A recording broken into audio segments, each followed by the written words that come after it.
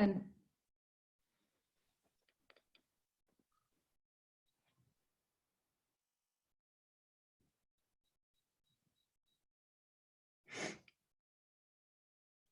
hey everyone, just note as you're coming on, you are automatically on mute, but feel free to show yourselves if you're comfortable and at least put your names on so we can see who's coming in.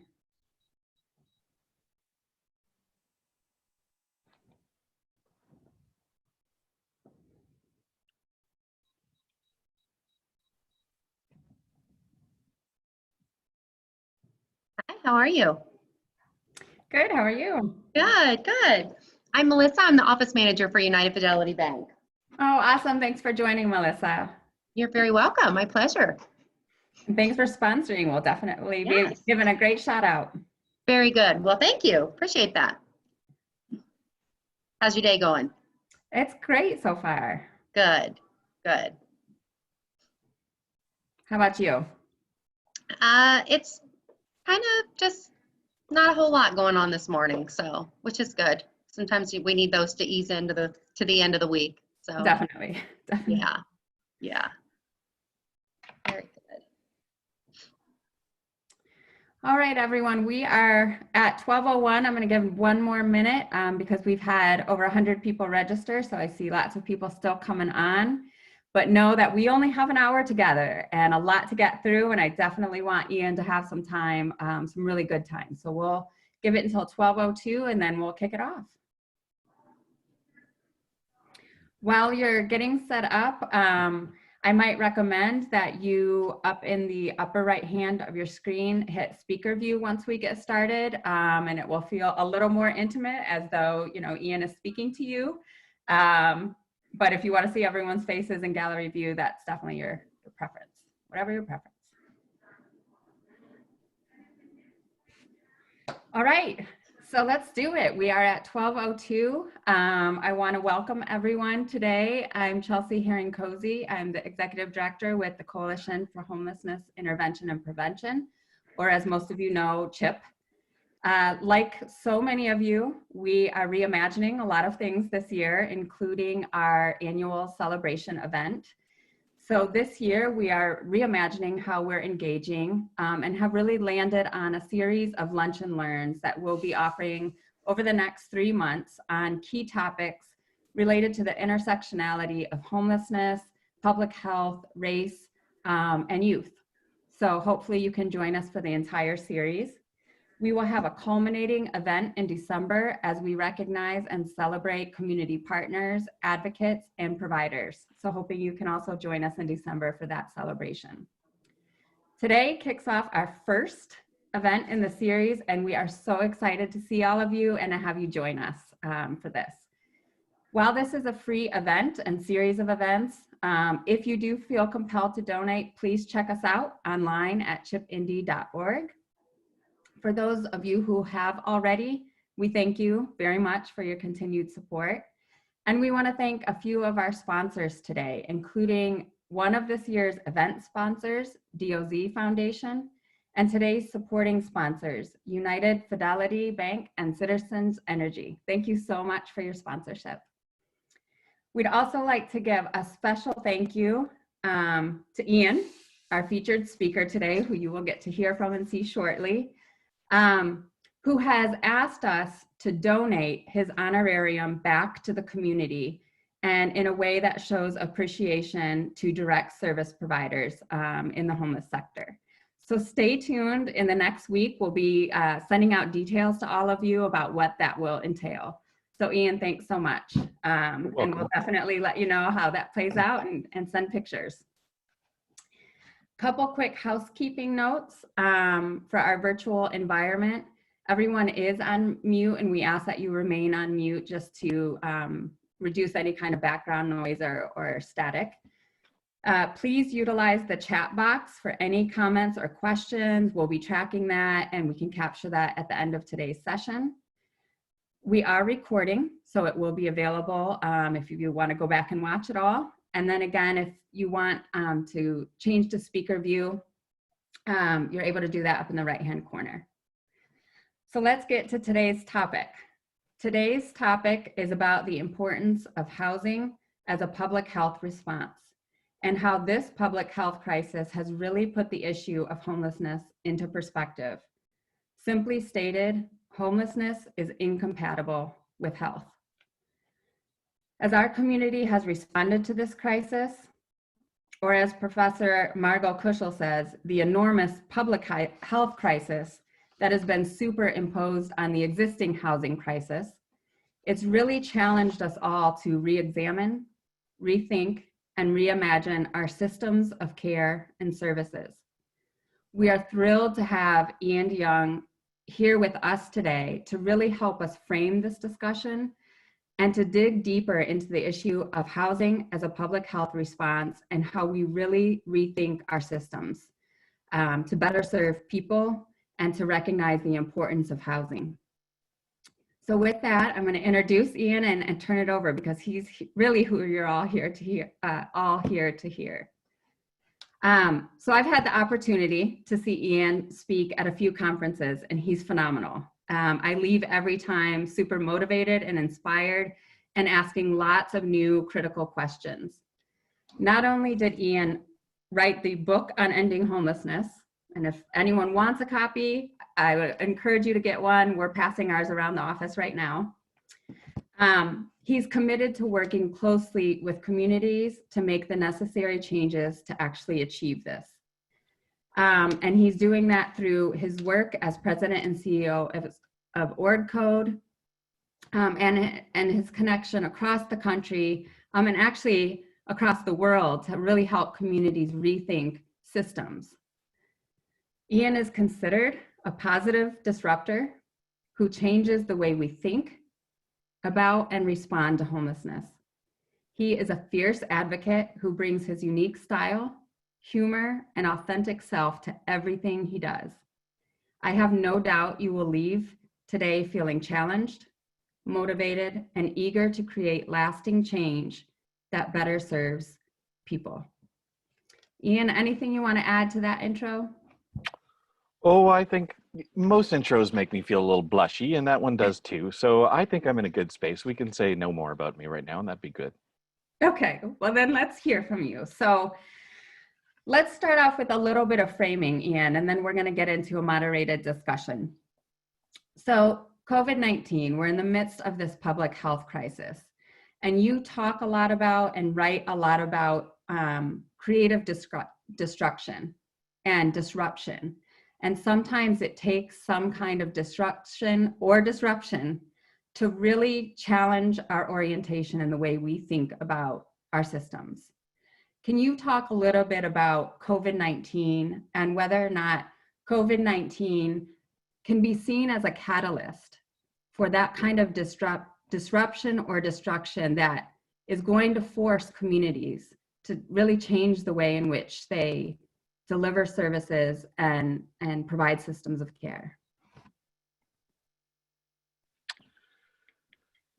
So I think about COVID as a stimulation, a jolt, a recognition that we were doing some really good things in many different areas within our system, but the necessity to accelerate change in some other areas. And a large part of that is obviously related to understanding the health impacts of COVID. And how do we make sure people experiencing homelessness are safe? But I think what it's also done is said, look, homelessness is an intersecting crisis, right? And the three primary ones that is really exposed for me is we have a homelessness or housing crisis.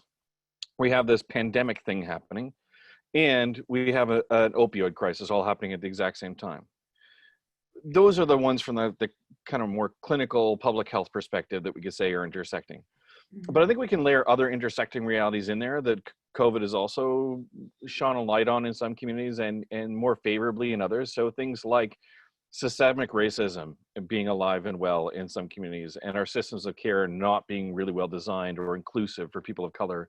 We see systems of care where homophobia and transphobia is alive and well, and so are some of the individuals that are most disadvantaged in accessing resources. We see the impacts of justice or lack thereof impacting people's lives and the experience of incarceration.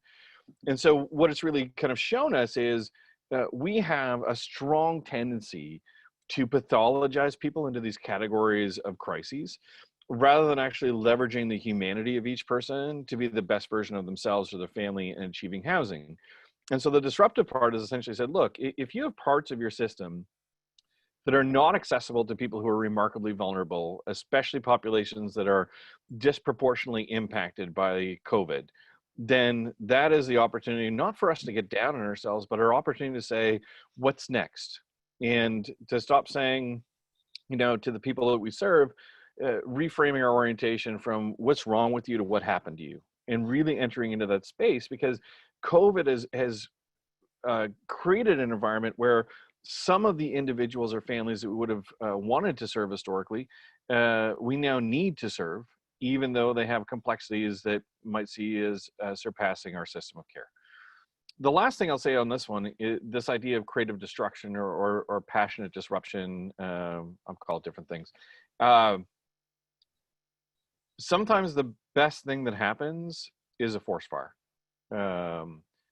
And controlled burns, I'm not talking about the sort of thing happening on the West Coast, but this idea that rejuvenation and renewal comes from releasing the energy of that which is already there. And I think one of the lasting impacts of COVID will be there's a number of organizations and entities that exist in our community that are now unlocking their potential in a different way. It's not that they couldn't do it historically, it's that they've been given permission to enter into a space of innovation and to actually think critically around not just what do I do to meet my contract or my funding requirements, what do I do to actually make a lasting change?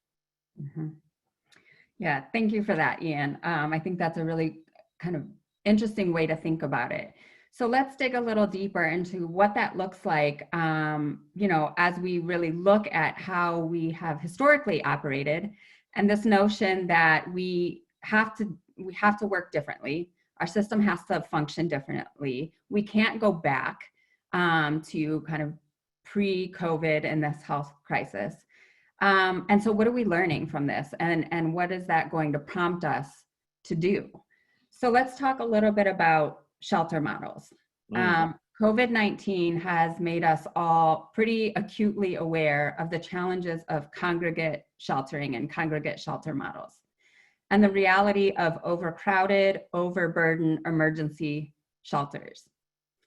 How has this public health crisis really changed or reinforced the way in which shelters function within the homeless response system? I think what it's really done with the shelter system is said, well, let me back up for a second. In communities that were already focused on ensuring that their shelter was really about ending homelessness and not manufacturing or sustaining homelessness, COVID didn't really have an impact on them other than perhaps increasing the urgency with which they operate. But for shelters that may have struggled in that space of truly being housing focused, and when I say housing focused, I'm not talking about do you have like a housing worker or two that comes into your place or are people on coordinated entry. I'm talking about an unequivocal embracing that shelter is a process, it is not a destination. That we need to stop thinking about shelters as places of rehabilitation. They're not places to heal or fix people. They're not places to get people ready for housing. They are emergency accommodation that should be unrelenting in its focus of getting every single youth, individual, adult, and family out of shelter and back into a positive, safe, appropriate place as quickly as possible. So if we think about it, this notion of process rather than destination, what do we see across the country in my work in this COVID environment? Is it communities that have been very program centric in their shelters are failing miserably. And they're failing miserably because they have historically been a destination, not a process. And as a destination, I will say that a lot of shelters throughout the country have committed the most heinous of crimes in sheltering, which is they become places of therapeutic incarceration, right? I just need you to stay here a little bit longer and a little bit longer and get a little bit better. And then you'll get back on your feet and then get out, as opposed to a shelter model that says, the primary function of me working in a shelter is to leverage the resiliency within you to help you achieve housing. Housing is good healthcare. Housing is the only known cure to homelessness. So if we're not focused on housing and shelters, what the heck are we doing? And so COVID, I think when we looked from saying like we were overcrowded to now we need to get like motel spaces, and other communities had like convention centers rehabilitated, and other communities are starting to look at sprung structures and those sorts of things. That will only be as good as the transition in the modeling of shelter that co-occurs with it. So that's point number 1 or 2 or 7. I want to make one more point on this one, which is, dang it, hold on, caffeine. Yeah. Which is, if we want to be in the space where we realize that COVID has actually been a positive disruptor in shelters, then let us disrupt the notion that there should be barriers to shelter. Let us disrupt any thinking that says you have to change who you are before I give you what you need. And the analogy that I use, it's a health analogy, and I'll run through it just really quickly for everybody who's here today. Is if any of you had a heart attack and you got rushed to the hospital, we wouldn't make you step on a scale first. We wouldn't say, oh, I'm sorry, Ian, you're 30 pounds overweight. Lose those 30 pounds, then we'll help you with a heart attack. We wouldn't do it, right? If I was a smoker, they wouldn't say to me, well, prove to us you've been smoke-free for 90 days, then we'll help you with your heart attack. If I cussed out the doctors and dropped some F-bombs because of the pain in my chest, they're not going to say, oh, get out of here. If I once killed another person and I've served my time, they're not going to say, you know, eye for an eye. If it was my 4th heart attack, they'd still help me. In other words, we have to start saying, change who you are so I can give you what you need. And instead start to embrace a culture that says, you are who you are, and I will give you what you need. Yeah.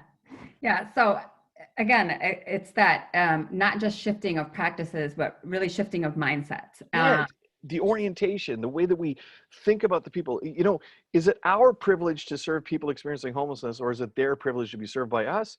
It better as heck be our privilege. Yeah, absolutely. Absolutely.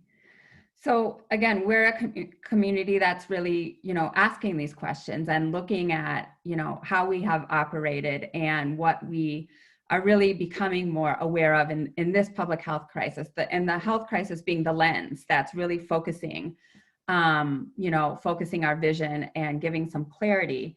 And so I think we're starting to really flag some of these things. We need to think differently and work differently to better serve people and to have the privilege to do that. But part of that is we don't need to reinvent the wheel either, right? So we know that our communities that are doing this and that have been doing this. So you do a lot of work across the country, across the world. You see communities that are really embracing and adopting different practices and approaches. Mm-hmm. And as you said, COVID-19 is really impacting this, so many of the ways in which we work, and for communities maybe that haven't gone through as much of a transformation, this is becoming that catalyst. So what are you seeing in the way communities are adapting to really address homelessness in this public health crisis that's encouraging to you, that's giving you some hope that this can be that kind of catalyst or disruptor that's going to have really positive impact on people? And then the flip side, what have you seen that's been problematic? That's how long do we got? Yeah. Okay. So let's start with positives, because that's more uplifting. And I want to focus on 2. So one is, I've seen not just shelters, but entire systems of care start to focus more time and energy on diversion rather than homelessness response in the kind of more traditional sense. So rather than saying we're going to wait for this individual or family to enter into homelessness, then we're going to try to wrap supports around them, and then they're going to get to a place where they're out of here, really kind of embracing this notion of progressive engagement, but also very intensive engagement at the front door of our systems of care. And I think about a place called Grace Marketplace, Gainesville, Florida, a community where they say, look, we got no affordable housing, we're a college town. You know, people, when we first started working with them, they have to live in our shelters for years because there is no space that's affordable for people to go. And they've come a long way in a whole bunch of different ways of thinking and doing. But let me say this, since the pandemic started, they realized they needed to double their efforts on diversion. They have maintained greater than a 40% diversion rate since the pandemic began. Unsustaining, or it's completely sustaining, unwavering. And they continue to enter into the space of saying, now that we know what we're doing, how do we get better and better? And realizing it's not just about using a tool. It's not about just having a formula of questions to ask. It's actually embracing the entire spirit of the intention of resiliency. That if I am in a space journeying with an individual that is experiencing homelessness, yeah, I can accept that there's an emotional toll. People are overwhelmed, they're angry, they're sad, they're confused, they have angst, trauma. I can appreciate all that. And I can enter a space to make sure that this doesn't make any of those things worse. And that's really what diversion is all about, right? It's not about saying no to people. It's about saying, yes, I see you. Yes, I hear you. Yes, I will respond to you. And if we can keep you out of shelter, all the better, especially with COVID going on. So I'd see that as a positive. The other positive that I point to is an complete commitment of pedal to the metal housing during COVID. So I think most organizations had this period, March to mid-April, some a little bit longer than that. It was like, we can't house anybody because we can't have people in the community because, like landlords don't want to meet with us and, those sorts of things. So whoever we have in shelter or our surge capacity facilities, we're just with, right? There's no getting around that. But I look at some of the organizations that have said, I don't accept that paradigm. I think we need a new paradigm, which is how do we house people faster in COVID, as opposed to how do we do business as usual in COVID. One of the shelters we've had the privilege of working with, it's in Calgary, Alberta, Western Canada. Second largest shelter in North America is in fact in Calgary. And, so they're unrelenting focus on housing people and actually accelerating housing during COVID has resulted in over 250 people getting access to housing out of one shelter since the beginning of the pandemic. In a market that isn't affordable, where assistance rates don't keep pace with the cost of housing. God bless my country people. If you didn't figure out, I'm Canadian, by the way, out about but the western part of the country, that's very conservative, right? It's not the sort of hotbed liberalism, anything goes. It really is. They have the support of the community because not only are they ending homelessness, they're saving money. They're saving lives and saving money. And that's just such a phenomenal combination to make everlasting change happen. So I think we've seen that. Positives. Those are the two positives. And then I was, flippantly saying, like, how long do we have on the negatives? And I don't want to dwell too much on the negatives. So let me focus on two there as well. One is, instead of lowering barriers, we've seen some facilities actually make more barriers for access to services. So things like, if we only have X number of beds, I would say, so this is like an Iain argument, I would say you should really make sure those beds are going to the most vulnerable people in your community, right? You should go make sure those beds go to the people that if not for you, they would have no friends, no family, no safe and appropriate place that they could go. Like, you really got to think critically around who comes in, and we should embrace the fact that we are called to serve the most vulnerable amongst us. But in some communities, they've gone the opposite direction. And they've said, like, look, we want the people that we think are going to be able to comply with physical distancing and mask requirements and, won't give staff a hard time. We need people who will know how to, like, self-isolate or stay in quarantine kind of sections of shelter. So we don't want anybody who uses drugs, and we don't want anybody who smokes, and we don't want anybody who drinks. Or you start to see other people as like, well, how, there's conversations around housing readiness, as opposed to looking what I always say are the two core criteria for being ready for housing are you're homeless and you're breathing. And if you meet those criteria, you're good to go. They've really started to say, actually, it's got to be more than that. We want to get people to a place where we think they'll be successful. So I see that as like the increase in barriers as being a huge drawback. Mm-hmm. Second huge barrier that I'm spending a lot of time on throughout the United States and Canada and Australia these days is the increase or rise of more encampments in the COVID reality. And the reason why I see it as a negative isn't just the fact that there's encampments. It's that most communities that we're engaging with have never had street outreach workers trained on how to house people directly from living outside. So they're looking at this as an emergency response, a sustaining or managing homelessness response, rather than an opportunity for ending homelessness response. And if you reconfigure your system that really says street outreach is actually a function of mobile housing navigation, it's not about soup, soap, and salvation. It's about unrelenting focus on getting people out of homelessness into housing. We can do early detection of encampments. We can help them wind down through voluntary closure when people move into housing. But in the communities that aren't doing that, they're number of people living outside, it isn't just, you know, scattered dude here and dudette over there, and it's large concentrations of people that are engaged with each other, which is having political backlash, which is having issues with law enforcement and abatement and bylaw officials. And you kind of go through the list and say, this is a hornet's nest we didn't need to have if your system was actually designed to do early detection and actually resolution directly from the street. Mm-hmm. So let's talk a little bit more about that and those living unsheltered. I mean, we focused, and I'm going to guess Indy's not unique in the sense when the pandemic hit, our immediate focus became on shelters, congregate shelters. We've got to reduce shelter populations. We've got to get more people out of non-congregate or out of congregate settings. And there was, you know, a little bit of push of, but what about people living unsheltered? We have people living outside right now.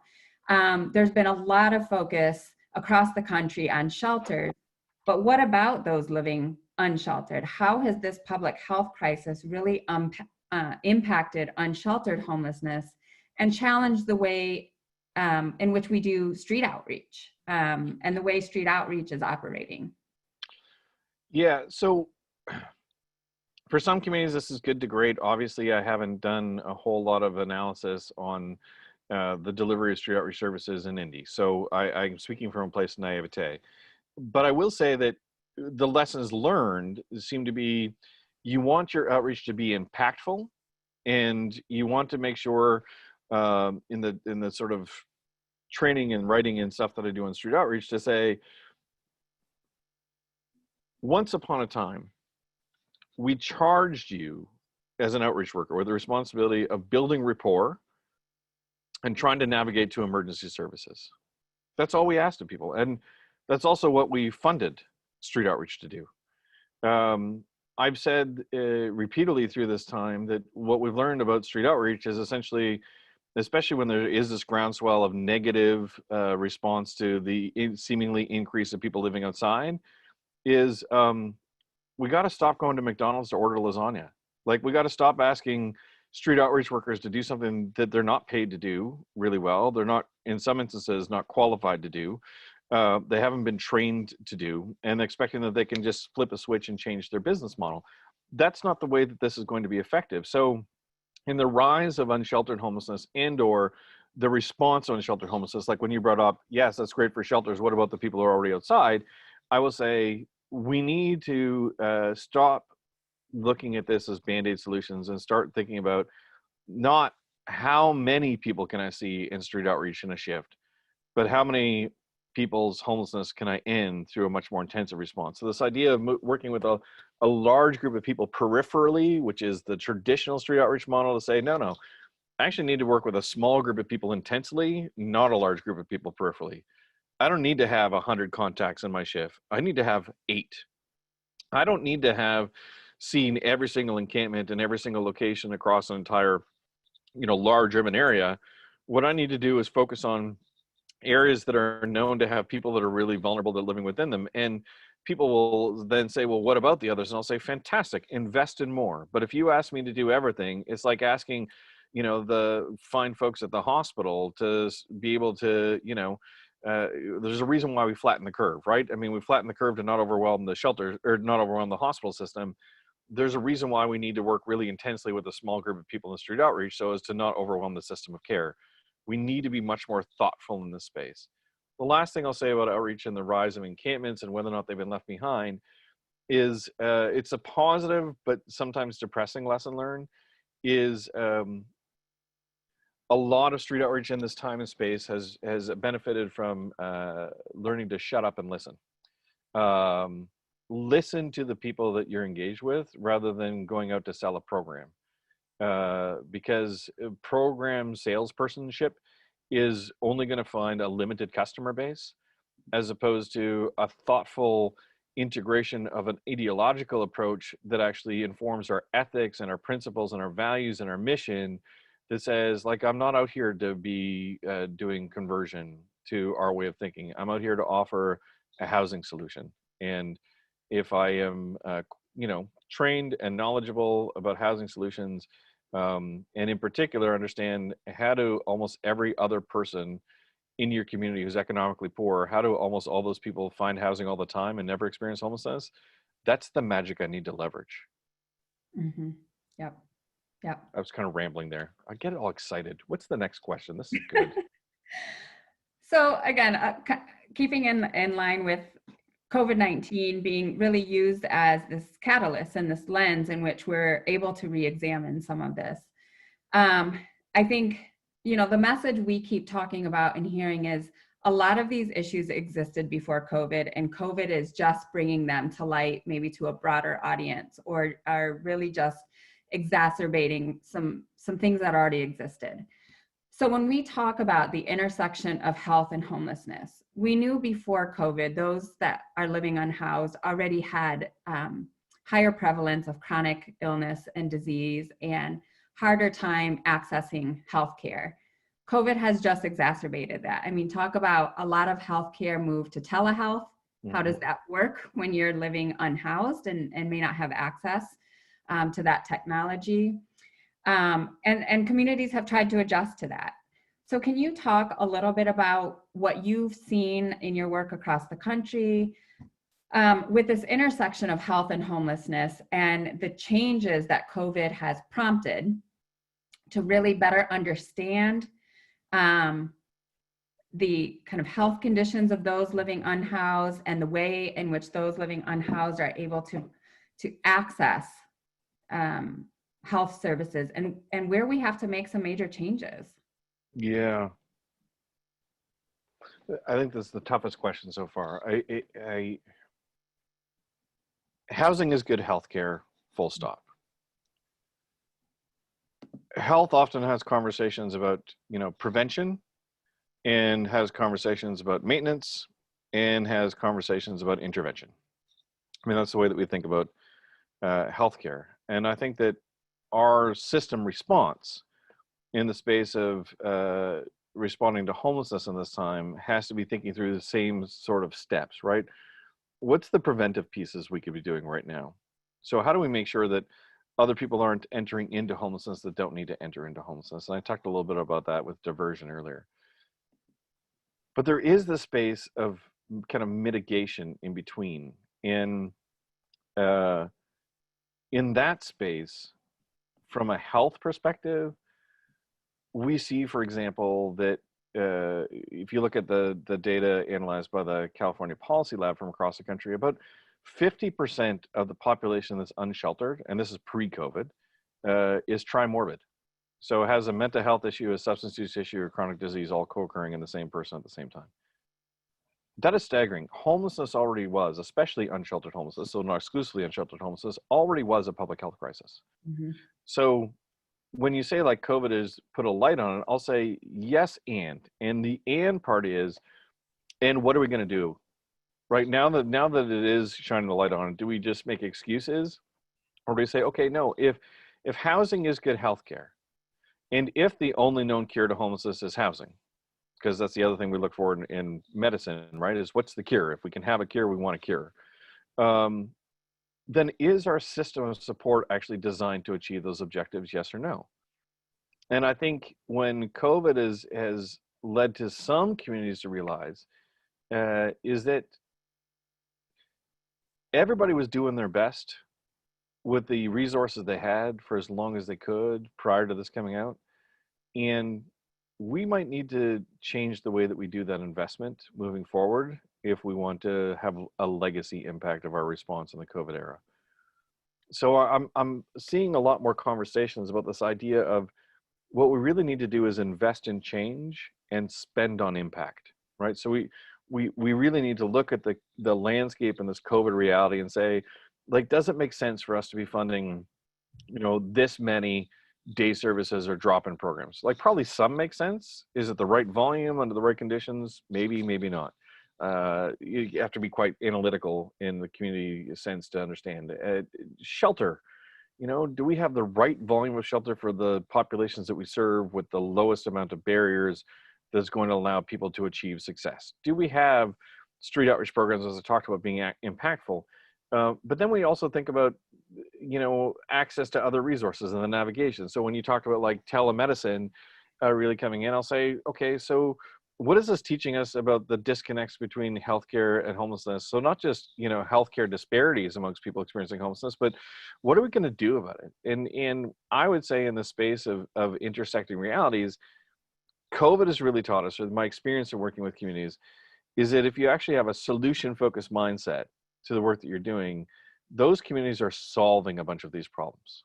They're absolutely redesigning their system at this time because there is never been a greater need to make that redesign happen. There are funders that are coming around the table that are, sometimes duking it out and say, yeah, that's been your pet program, but you know what? They suck, and they've always sucked.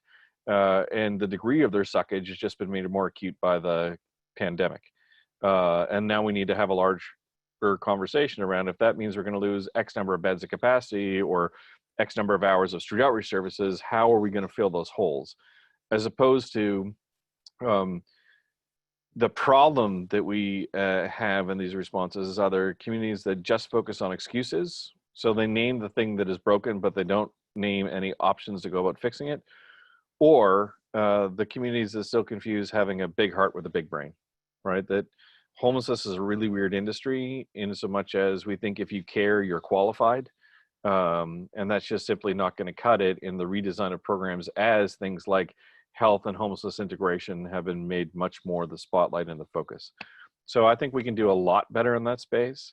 I also think there needs to be a call to action from elected officials to get some of those different entities to start to speak to each other in different ways. Like I detour, but some of these temporary surge facilities for shelters, I was amazed in some communities, like the degree of addiction and treatment recovery and harm reduction resources that could get into some of those facilities so fast, and mental health clinicians, they were great at mobilizing those. And I was like, how come you never mobilized these people before? Well, they wouldn't come before. And then you talk to some of the practitioners who were doing it, it's like, well, we were never really asked in the right way. So we've had these divisions of conversation as a community around what does an actual community-based response to homelessness look like that's solution focused. And I think this is kind of giving us an opportunity to work on that. Yeah, and we've definitely seen some of that here in Indy. I mean, we've had similar conversations in response to COVID of, wow, we were able to act really fast on this in this moment. How come we weren't able to do that before? And I think asking those questions becomes really critical, because why did it take a crisis to be able to say, this needs to happen now, it's urgent.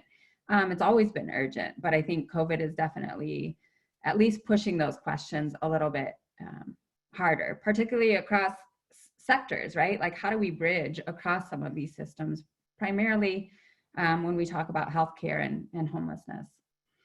So, Iain, you wrote the book on ending homelessness. Well, that is what it's called, yes. And you offer pretty concrete ideas in your book about how communities can do that, can really achieve that. Has the formula, if you will, changed in the context of COVID-19? And are there elements that you see as becoming bigger priorities for communities kind of in the midst of this public health crisis? So thanks for drawing attention to my book. It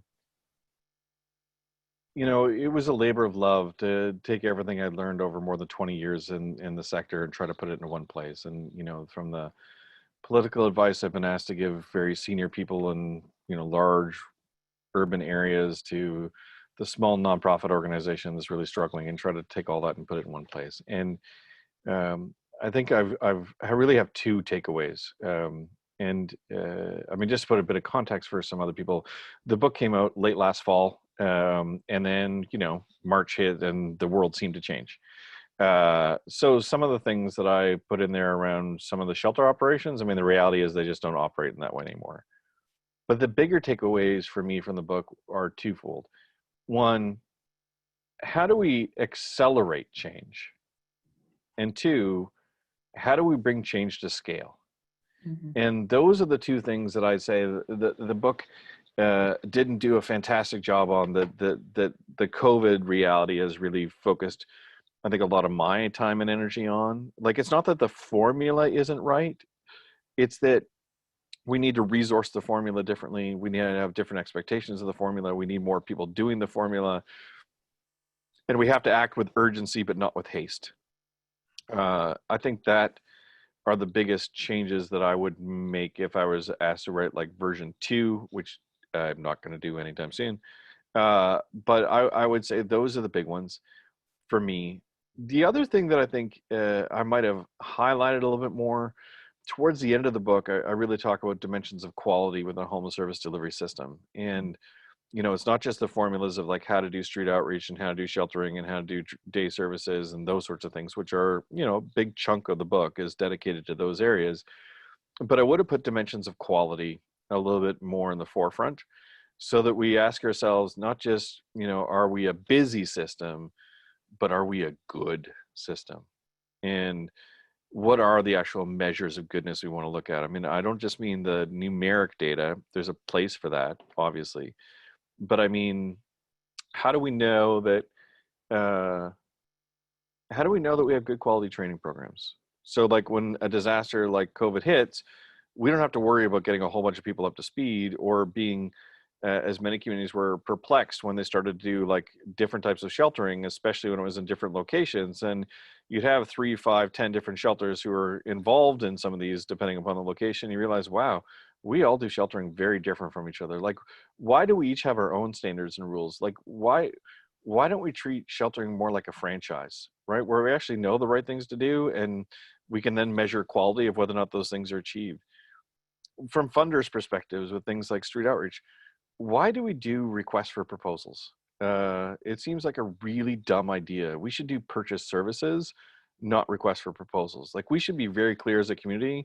We want X done in Y way for Z outcome and who wants to do it, as opposed to this more kind of open-ended dialogue around how would you do street outreach. We know the effective ways to do street outreach or sheltering or day services. And so I think I'd be a bit more prescriptive in the dimensions of quality in the book and the system management pieces in the book, the bringing to scale piece for sure, and the need to go faster, but not with haste. Yeah. And that's a good reminder. And, we're kind of in that exact place right now with all of the COVID money, CARES money coming to the community, orienting towards that surge mentality. But as you said, there's an urgency, but it has to be very intentional as well. And so I think that's an important reminder. So Iain, I have kind of one more question I want to throw at you, and then hope you're open to just taking some questions from the audience today. I've seen a couple come in and chat.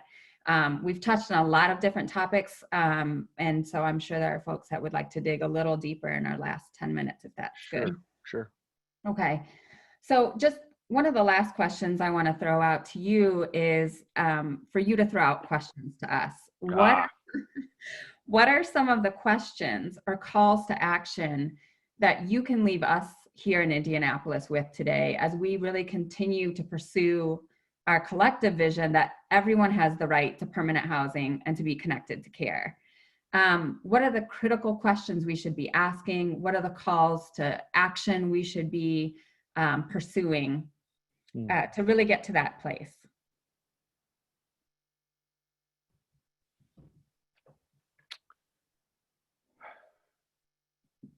Do you as a community truly practice radical acceptance?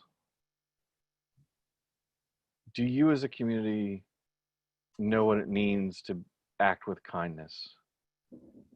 This idea of, lending another your strength as opposed to showcasing people's weaknesses.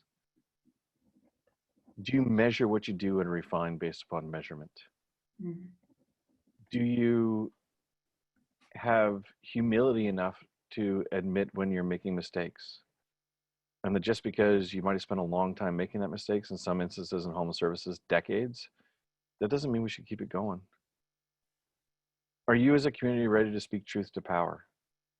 So if there is one or more organizations that really aren't effective, but are, loved by certain elected officials or always in the media, and they can tell a good story, are we collectively challenging some of those notions?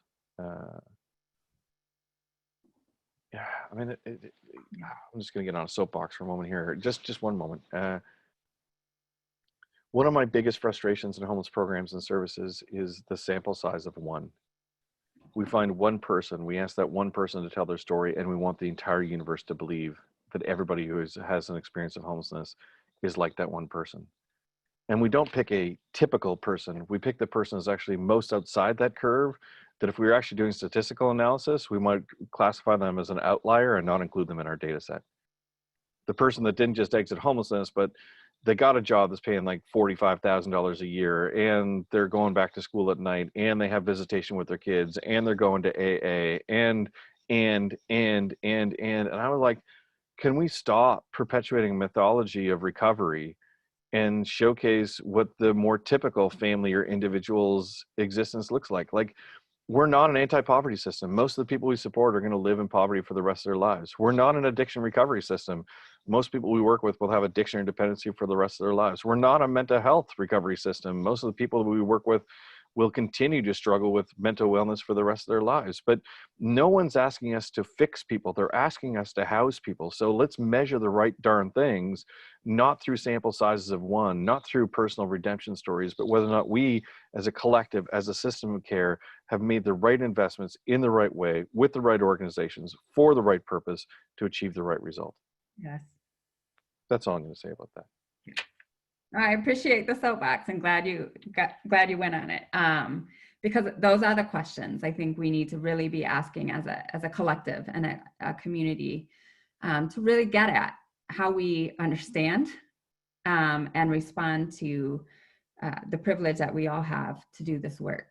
So Iain, if you're good, we have about 15 minutes, and Yeah. I would love for folks who have joined today to have an opportunity to ask some questions and maybe dig a little deeper on some of the things we've touched on. So why don't we start with the chat? Right now there's one question in the chat. If others have questions, please throw them in the chat. That's going to be the best way to manage this. So the first question is about staffing structure for shelters. What is the best staffing structure for shelters to really be able to focus on what's needed to get people housed? Beyond the operations, what should roles and responsibilities look like?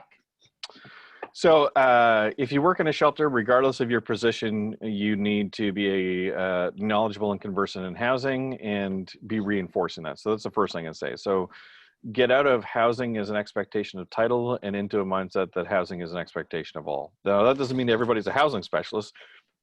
As we progressively engage, we start with a pretty intensive, somewhat minimal, at times even passive, but the intensive part is that I need staff to find guests in shelters to have the conversation about housing, rather than waiting for guests within shelters to come to staff to have the conversation of housing. So this being active, being proximate, delivering service in vivo, really important. The second thing is, assume that, especially if you're a 24/7 operation, assume that every single shift has a responsibility towards housing. And when people start to say, well, like night shift, like they're taking care of, people coming into the facility, and, they barely get any time until like 2 or 3 in the morning when it calms down. And then, like it's 5 o'clock and people are starting to rise and move around. I'm like, fantastic. You've got like an hour and a half. Like, let's stop having every person who's using the shelter have to look for their own housing, and said, well, I'm awake. I can get on Craigslist. I could have an entire stack of housing listings available for you by the time you wake up every single morning, right? So re-envisioning what some of these roles and responsibilities are, so that we can say, whether you're doing custodial work, food services work, intake work, you're like a floor staff person, you're a supervisor, that it all connects into housing. There's a great Salvation Army shelter in South Carolina. Deronda there says, if my staff aren't talking about housing, they're having the wrong conversation. And I've always loved that idea. You go to places like UMOM in Phoenix, and I mean, they've changed their staff uniforms. Their staff uniforms all just say, what's your housing plan? This idea that it's unrelenting in its messaging. Again, so that we don't get stuck into the pathologizing of people, and we actually counter those narratives when people say they can't, or what about this group? And I will say, yeah, there's going to be people with barriers. What are we doing to collectively solve it through the structures and expertise that exists within our organization? And if we are going to bring in external volunteers, let's make sure that they're also suitably trained and understand what we're trying to achieve. So that, you know, we stop looking at sheltering as charitable do-gooding and start looking at shelter as the process by which people get housed again. Yeah. Yeah. Other questions? We've got about 10 minutes. So you can do the chat, or we talked about a hand raise. You could do a hand raise feature. Iain mentioned a stick your tongue out feature. Yeah. I could just come up, you could all put your cameras on. I could say a series of statements and you can decide if you love them or not, but I'd rather take questions. Okay, we've got another question from Stephanie. As housing assistance tends to be donation driven, how do you frame housing needs without success stories? Considering people don't want to help others who don't try to help themselves. Mm-hmm. So I think you talked about, again, the stories, right? Those that can tell the good stories. And how do you tell stories, but in a way that kind of avoids what you mentioned is holding up the exception, the outlier as the story, but do it in a way that really does frame it to get people to understand and engage and invest. So if you could talk maybe a little bit about that.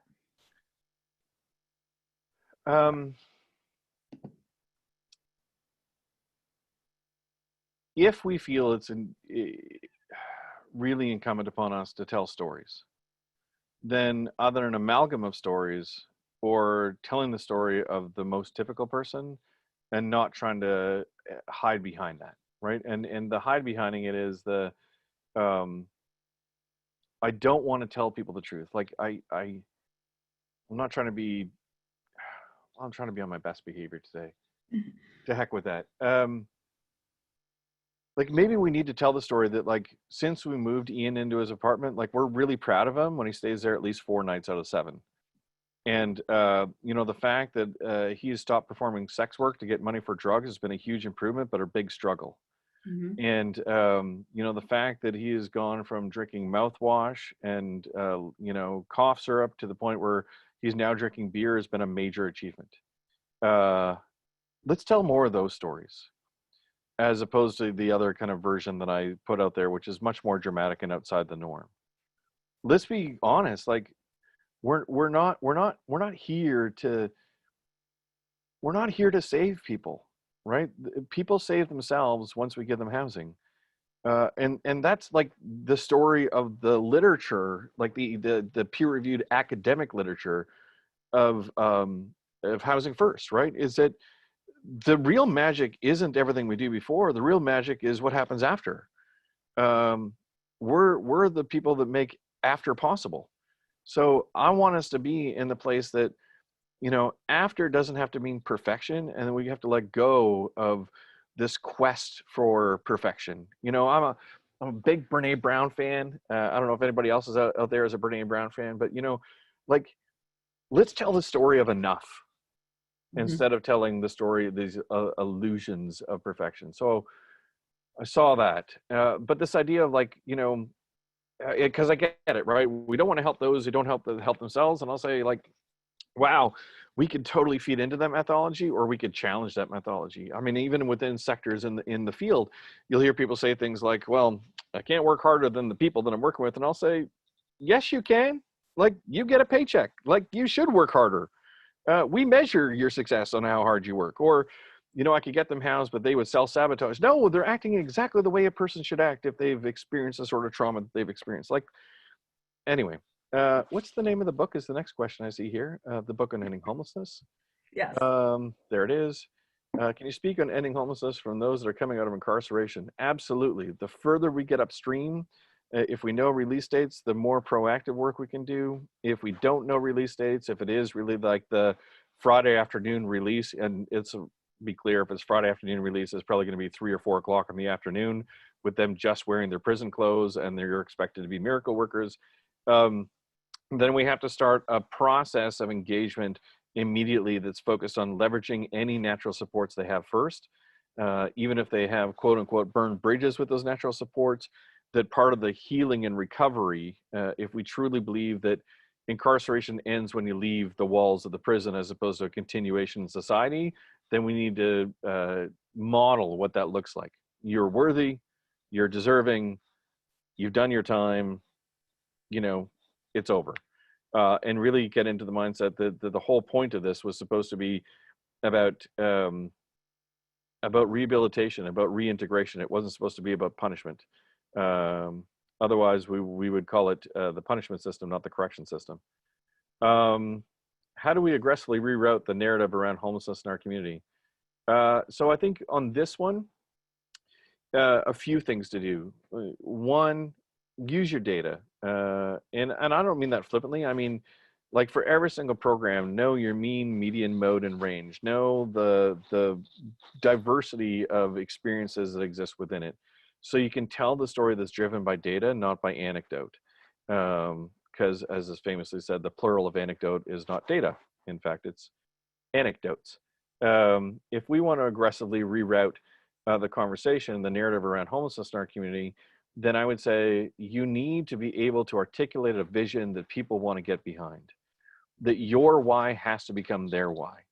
You know, not to get like too Simon Sinek-y on this, but you know, this whole notion to like, it starts with why. That's where it starts with. If you don't want people to go off on tangents, then you actually have to have a shared responsibility of telling the same story. And you have to know that there's going to be different motivations in this field. If people align their motivations to assist with your motivation to end homelessness, then your community will radically transform. If we continue to have a bunch of different visions and different stories happening, then you'll be remarkably busy and you'll barely be effective. Yep.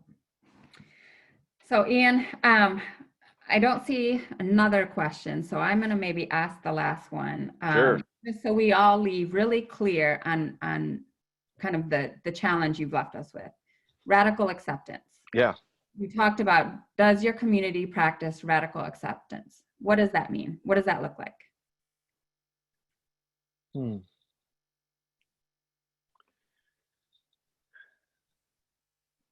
I stand not in judgment of the people I have the privilege of serving. I accept the people that I have the privilege of serving. You know, from the heart attack example, you don't have to change who you are to get what you need. You are who you are to get what you need. Which means that when we speak truth to power, it's like, you know, how do we reframe conversations about addiction and dependency within the homelessness response system? It has to come with an understanding of trauma and the impact that has on people's lives. Like if you work in this field and you haven't read, you know, In the Realm of Hungry Ghosts, I don't know how you could exist in judgment of people who use substances. I feel like I'm going through my bookcase here as we kind of go through it. This was not staged. This is happening spontaneously. I think that radical acceptance means that I accept that every single person is housing ready, that they are worthy of housing. I don't say things like I'm setting them up for failure. I don't have like these preconceived notions.